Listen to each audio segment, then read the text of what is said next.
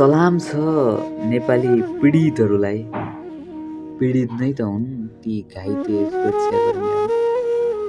ठिक छ, तिनीहरूको काम सुरक्षा गर्ने हो, देशको लागि लड्दा लड्दै मर्ने।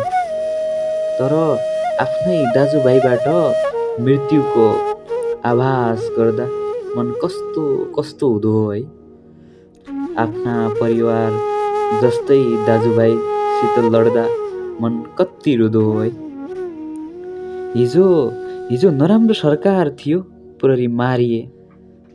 हिजो नराम्रो सरकार थियो, प्रहरी मारिए। आज राम्रो सरकार छ, झन् मृत्यु नजिक आए जस्तो लगिरहेको छ। सत्ता बदलियो तर प्रहरीको व्यवस्था बदलिएन। सत्ता बदलियो तर प्रहरीको व्यवस्था बदलिएन। सरकार बदलियो तर प्रहरीको अवस्था बदलिएन। सरकार बदलियो तर प्रहरीको अवस्था बदलिएन। जय देश, जय नेपाल।